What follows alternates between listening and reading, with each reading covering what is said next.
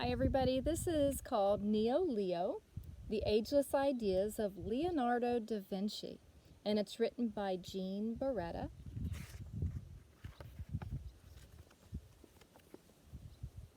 Leonardo da Vinci was fascinated by the world around him. He studied animals and people. He watched plants grow and birds fly. He explored the mighty rivers. Nature was his teacher. It inspired his remarkable studies and inventions.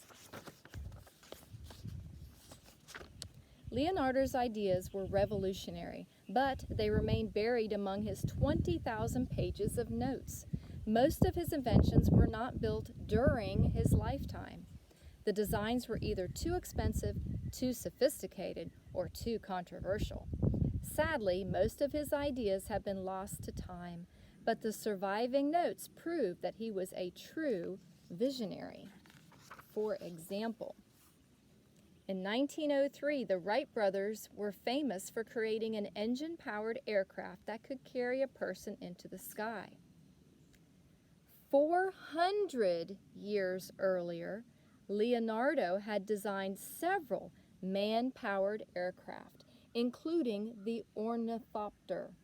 He wanted to give people the ability to fly like the birds he passionately studied.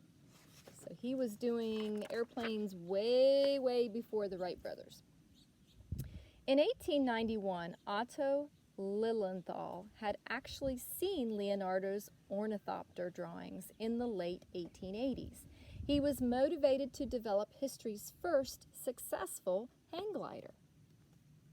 Leonardo designed his glider after watching leaves glide through the air. So he was inspired by nature again. In 1887, Adolf Eugene Fick is responsible for making and fitting the first pair of successful contact lenses.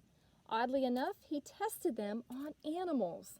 I wonder if I could get a pair for Peck, my rooster. I don't know if he'd like that. In 1895, Thomas Edison's kinetoscope was the forerunner of the modern movie projector. Leonardo's diagrams show detailed concepts of a contact lens. He used light and water to conduct advanced studies in vision and magnification. So he was already doing those. But it was not the first example of a projector. Leonardo figured out how to use light to project images through a lens. So again, he had these ideas well before they were invented in the late 1800s. All right, 1781, Thomas Paine exhibited a model of his single-span bridge in Benjamin Franklin's garden. At the time, no one believed his bridge could work, especially without the usual support piers to hold up the center. Leonardo believed that a single-span bridge was surely possible. But like Mr. Paine, he never saw his bridge constructed. He also proved the value of truss bridges. Leonardo's experiments confirmed that a triangular truss would resist tension better than the older box structures. He proposed a two-level truss bridge, the bottom level for transportation and the top level for pedestrians or people walking. But you can see the triangles in it.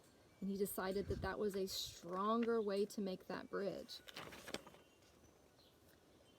1916, the world had not seen a tank in action until World War I.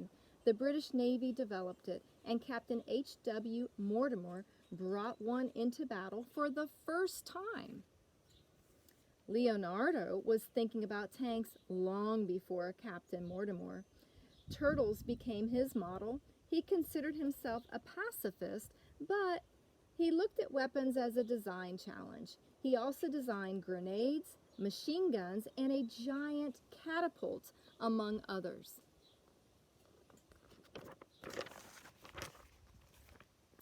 (1870) James Starley is credited as the father of the British bicycle industry.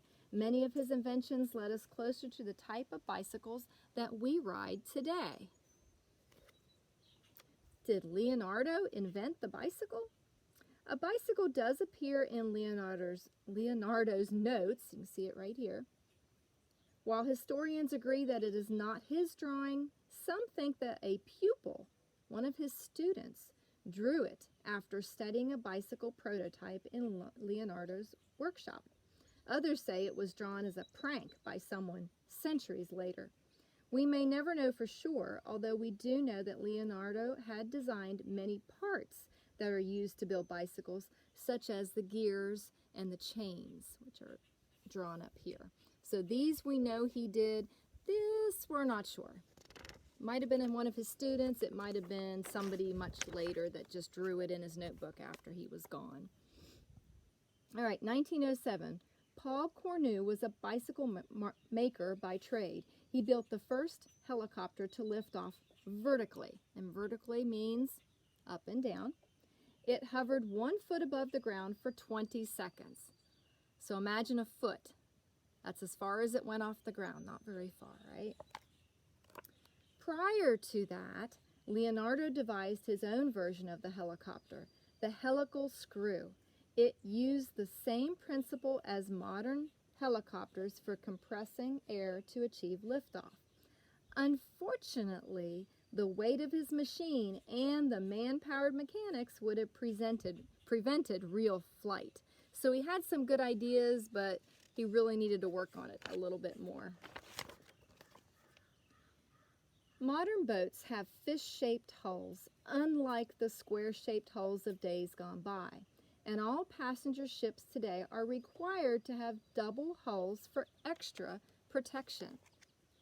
Long before these features were accepted, Leonardo watched fish swim and realized that their body shapes were ideal for traveling through water. He also envisioned a double hull body to keep boats afloat after they were rammed or run into.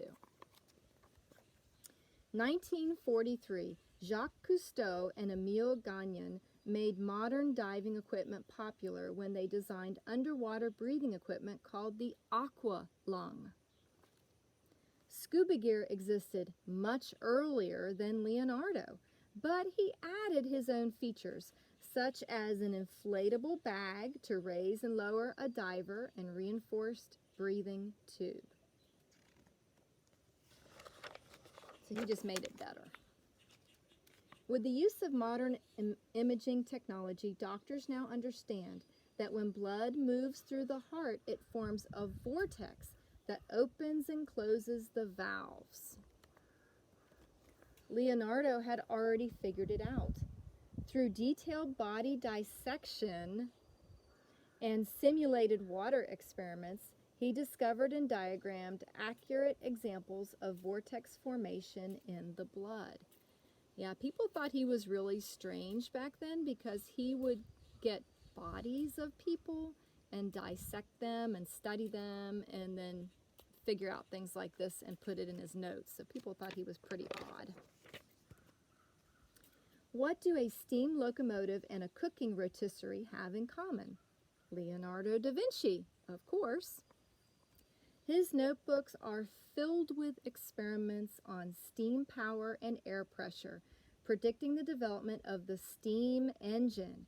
He understood that hot air rises and used that knowledge to operate an automatic rotisserie, the first. So the rotisseries are those things that they have at Kroger's where they cook the chicken and it turns and turns and turns.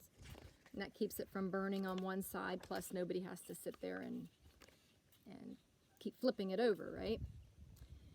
1885, automobile engineer Carl Benz invented the first gas-powered automobile and essentially launched the auto industry. Leonardo's self-propelled cart foreshadowed both the automobile and robots. The cart was spring-powered. Levers and gears were used to program its movements like a primitive robot.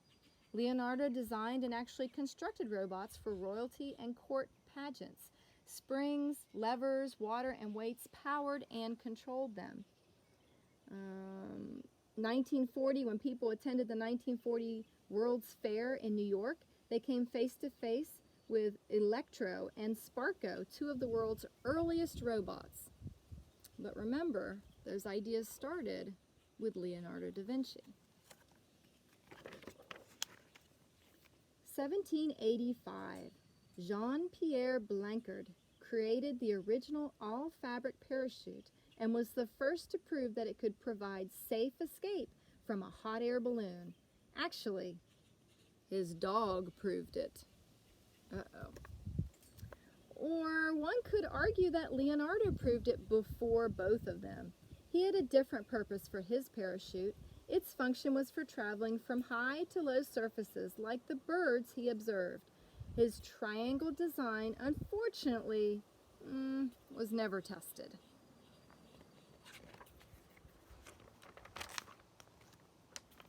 Until now.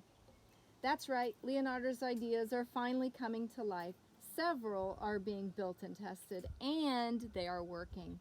Adrian Nicholas built and flew Leonardo's triangular parachute. Look at that. I'm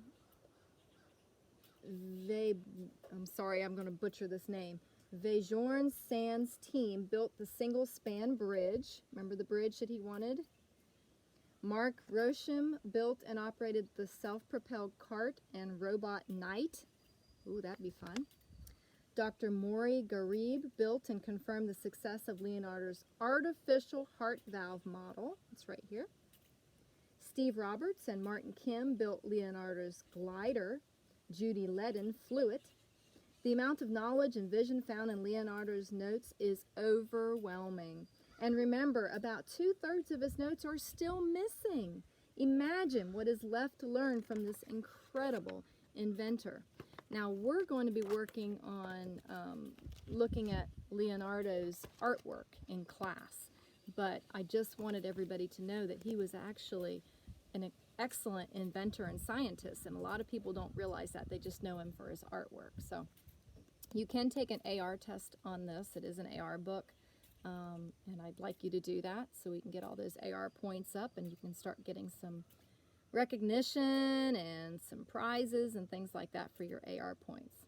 So, thank you.